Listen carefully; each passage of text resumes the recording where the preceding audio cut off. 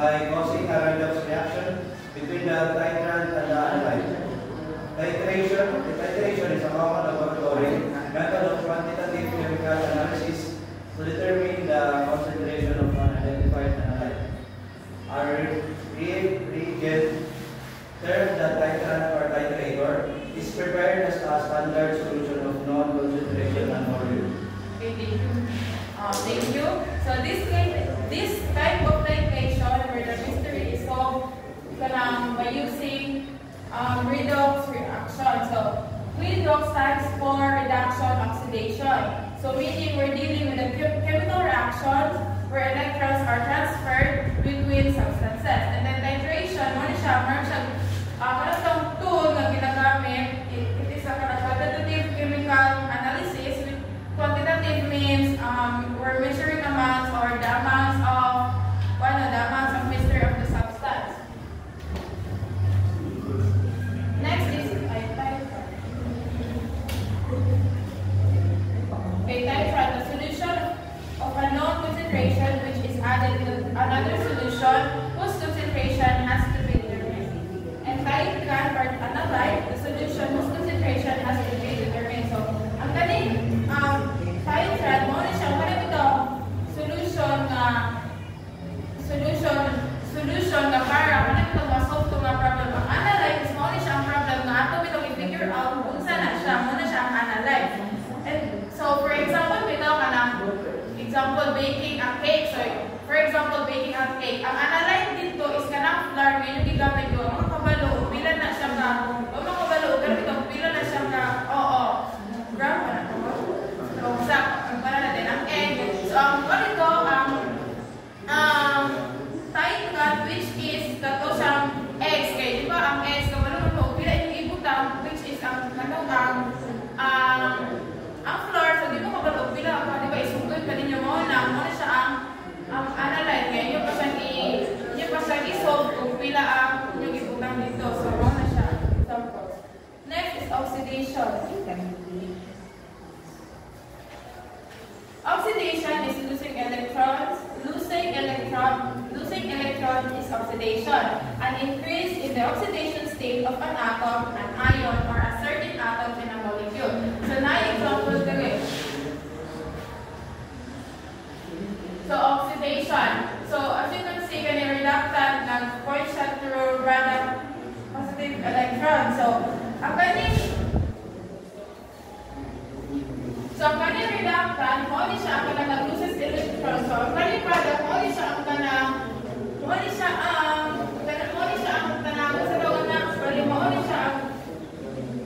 sa kaning reductant na nag-lose of electron. So ang kaning product, mo siya ang oxidant, which is ang kaning oxidant, ano siya again siya ang electron, gikan sa kaning niya. So ang kaning reductant, mo siya ang loses electron, ang kaning oxidant is mo siya ang nag-gain electrons. Yeah, so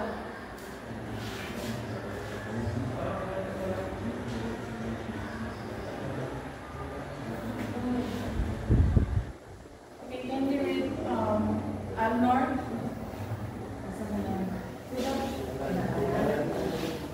Reduction, bring of electrons, an increase of the radiation states of an atom, an ion, or certain atoms in a molecule. Okay, so thank you. Di ba kanina ipakita is kato ang ganit siya, ang galing ang reductant mo na siya ang galing of electron. So, ang galing reductant, dito siya pag-ihagay. Ang reductant mo na siya ang galing, di ba ang reductant is nag-gain siya of electrons. Then, ang reductant mo na siya ang nag-lose of electron, which is ang reductant maghatag sa electron sa oxidation sa madrogay. Ang product sa reductant is oxidant. Ang product sa reductant. So, another example today. Okay, so magnesium loses, di ba? Kani magnesium na siya magnesium. So magnesium loses 2 electrons to become magnesium oxides. And then since nag-lose na siya electron, saan siya?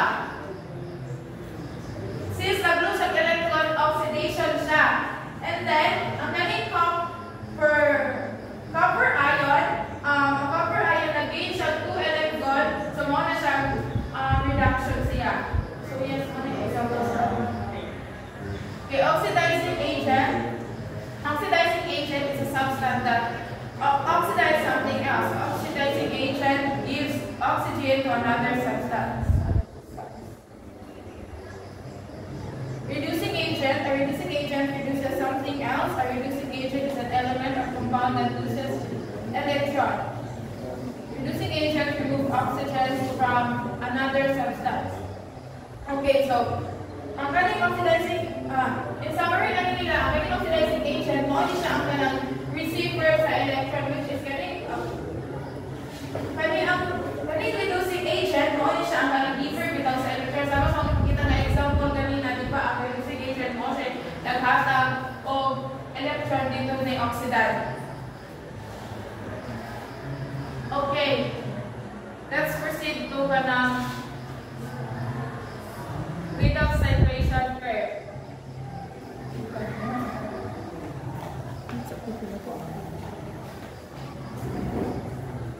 Diba? Mana? Ano na calculation sa curve? Ano na, sample ko nga. Kaya na lang sa manilo. Let's calculate the phase zero.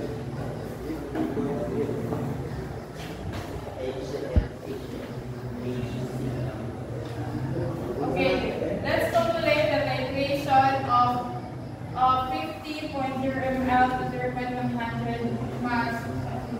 Okay, so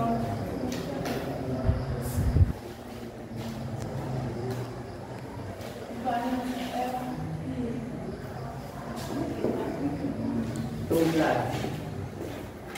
Exponent ko, diba? Ay, dako ang plus. super. Kaya na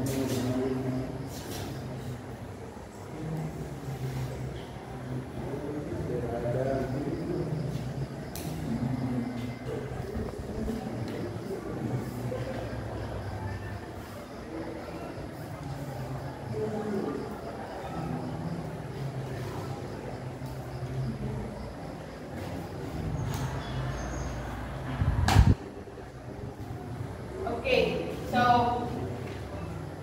ang ano niya ang step sa pagkuha ani niya, which is ang first kanang task is to calculate the volume of cerium. Cerium, which is kanang ang iyang sa formula is ano mo ang Nako, dito ko na silicone ko. Ma'am, ayaw ko ang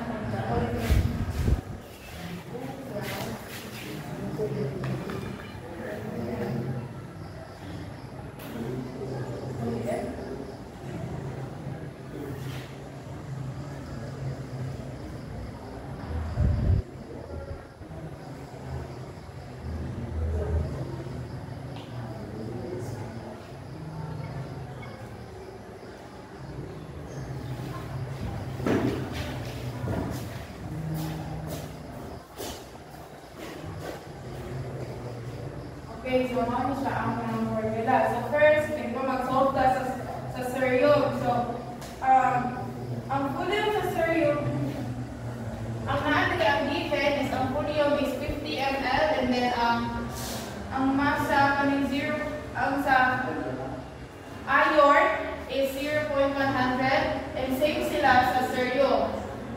Kaning bitaw 1 kaning FCIO.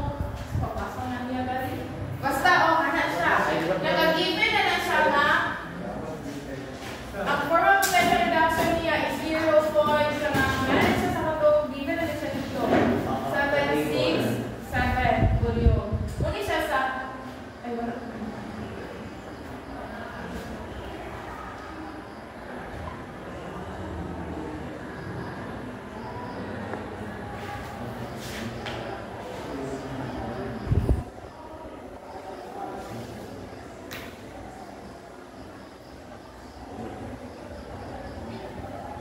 Okay, so siguro tukuha ang volume sa cerium. Ang iyang formula is volume of cerium is equal to mass of iron and volume of iron the mass of okay. So pinaman ang mass sa iron. Ito mass sa iron. Ang mass sa iron is 0.1 mass.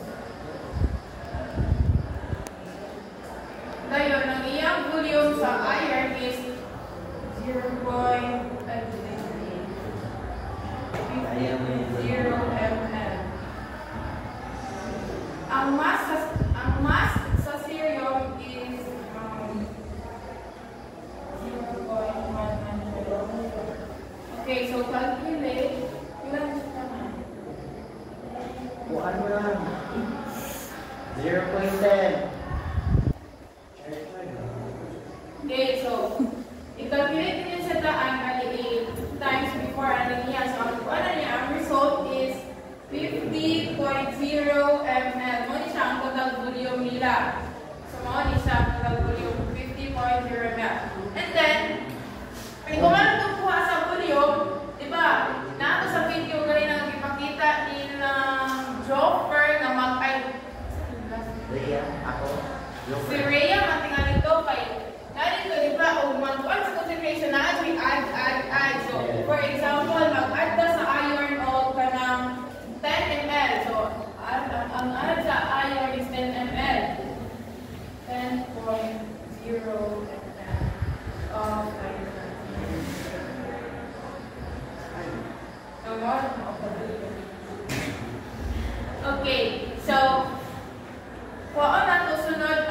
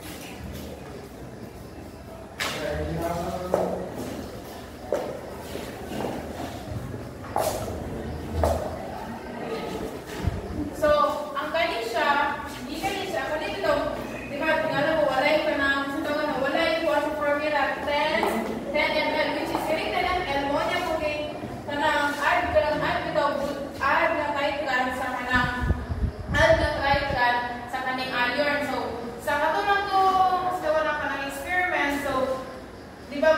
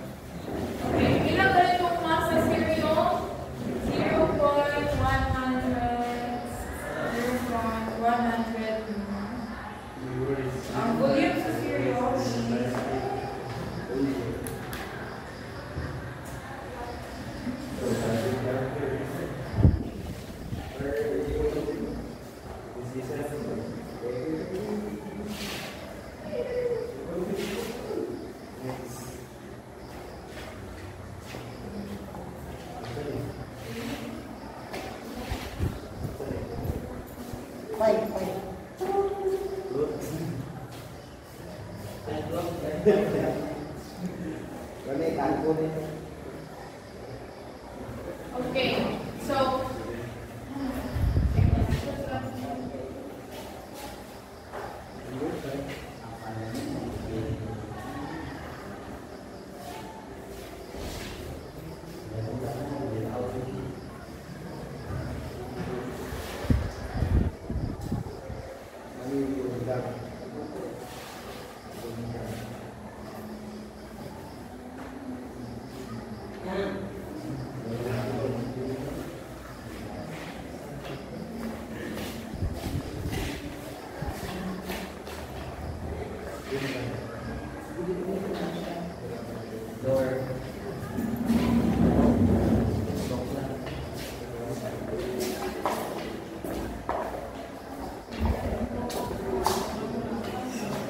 okay, so nakuha nag-solve this sa iron sa 2 class and hindi na sa pika. So, iyang MC, iyang mass of cereal is what? 0.100. Then mo sa calculate, then mo siya siya ang product. And then, pag kumana itong buhaan sa iron sa 2 positive, ato na dahil siya ang ika ng kanina itong isunod na step, which is, ang kaling E is mo na siya ang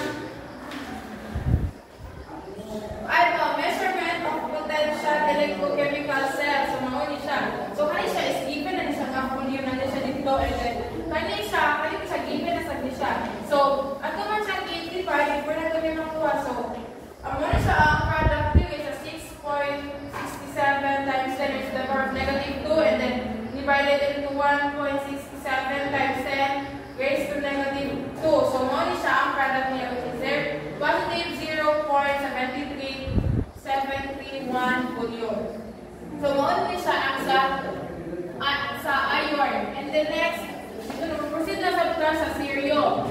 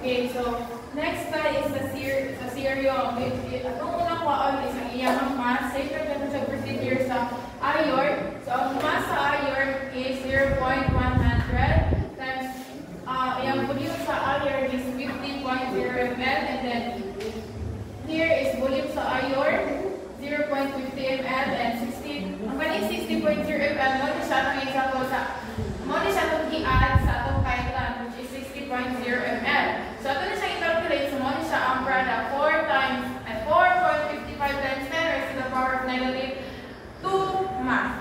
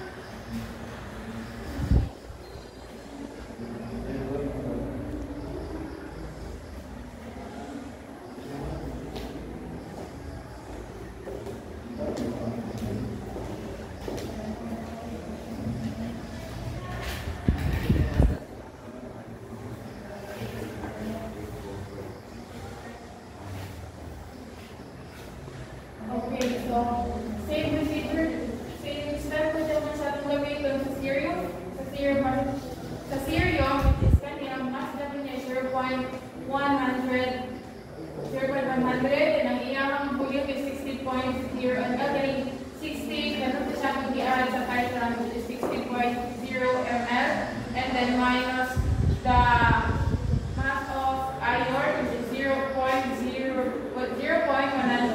and then the volume of iron is 50.0 ml. So, divided by into, ang kaya siya is mo siya ang volume sa iron, 50.0 ml, then plus, ako atong i-add sa titram, which is 60.0 ml. So, mo siya ang matapag na result.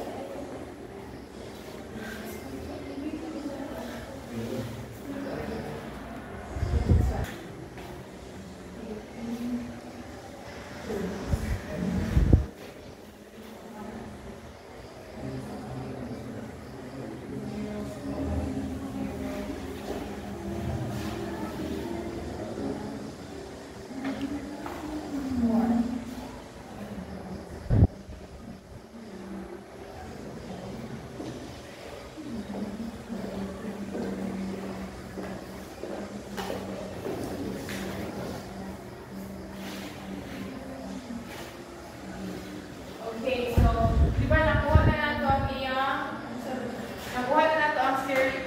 serium, which is kani siya, kaning buhang atong litwaon. So, ato na siya i-calculate. So, kani siya given na volume sa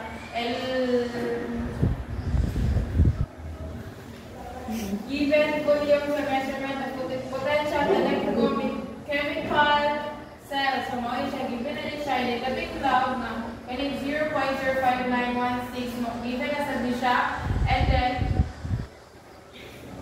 kay di ba ito na i-calculate, so 4.55 times 10 to the power of negative 2 mo ni siya ang product aning serium, which is kani siya, and then divided by sa product ng serium 4, which is 9.09 times 10. So mo ni siya ang product ng magawas is positive 1.66 volume.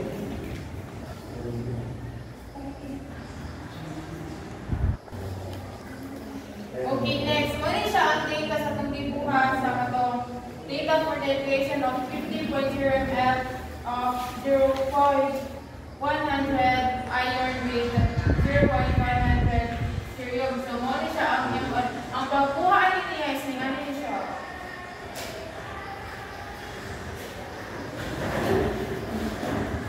Okay, so diba today if yung volume is 10. So, yung today, so muna siya, diba 0, 10, 20, 30, 40, ano naman siya. So, kita is over ganyan na. So, kaling red dots, muna siya mag-indicate sa katong volume, which is so today sa 10. So, muna nagbili siya, ibutang, and then ang iyang volume is 0.731, which is kani siya, ano siya, 0.731. So, dinig naman siya, kailan na itubong na siya, ugaso sa dapit, and isa din yung kanang gap, and then collect anak. So, diba, okay, so, dinig 10 mo siya ang volume dinig, and ang iyang volume of serium is ano siya dinig, and then ang kanang 20, so, iyang kanang volume sa 0.757, which is dinig, itubong siya mo sa dinig, so, 0.57, so naman na sa dilig, so mga nag-grant siya ibutang. And then, pag ano na siya, like, gumanin yung tanan, o gumanin yung tanan datang kanan ng volume, kung saan din siya i-connect tanan. Yan yung sa off.